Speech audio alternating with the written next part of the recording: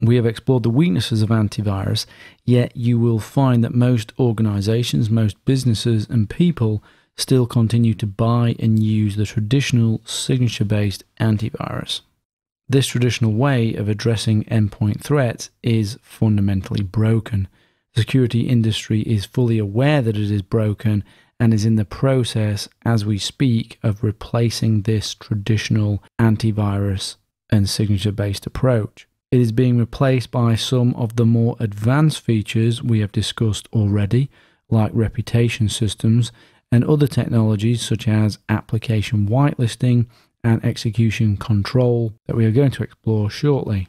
We can consider the likes of McAfee, Trend, Malwarebytes, Sophos, Symantec, Kaspersky, Bitdefender, and so on. Consider those lot as the more traditional side of the AV suites and endpoint protection. As we have seen, some are introducing new methods and technologies, moving them further away from the traditional methods.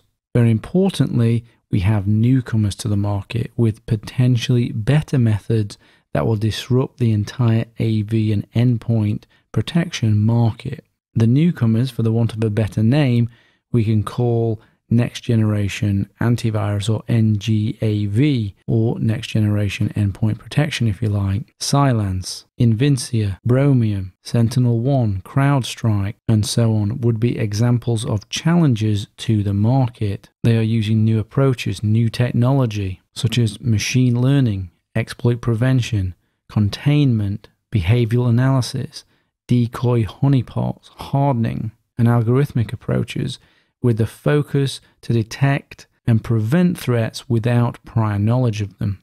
These approaches are likely to merge with existing AV techniques. Advanced will become the new normal.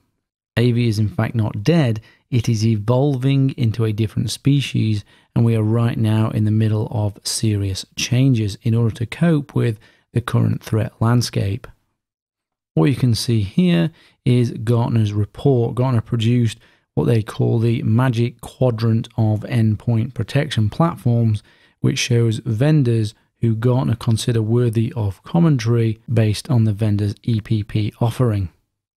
So here's Gartner's quadrant here. And as you can see in the top right, we have the more traditional approaches, Symantec, Sophos, etc. The bottom left, we have the niche players who have specific solutions to specific threats, which might be a secondary service that you might use with a primary product.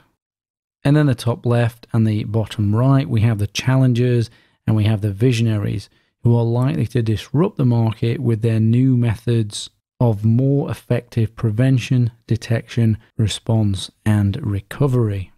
And there is also consolidation to consider. Companies are slowly bringing in new technologies into their products. They are buying other companies too, and they are merging and acquiring. And this is happening all the time. It's actually been happening for years. Many technologies have been subsumed by the EPP, the endpoint protection market. Examples of that include host-based firewalls, host intrusion prevention, device control, and anti-spyware. These technologies have been subsumed by the EPP market.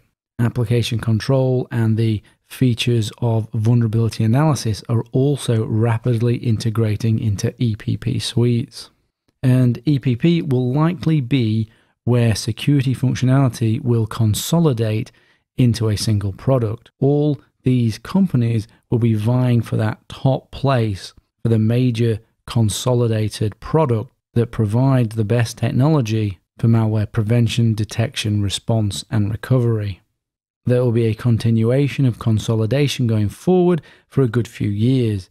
To be competitive, the traditional players will have to embrace the new technologies that are coming out and that do work, and they'll have to create their own versions. And if they're not capable of doing that, they will be knocked off their top spots as they become less useful in the real world. Next Generation AV, or NGAV, going forward should start to be able to prevent the majority of malware. Well, that is the hope anyway. But that then will still leave us with other threats like hackers, people stealing credentials, and so on. And that leads us on to our next lecture.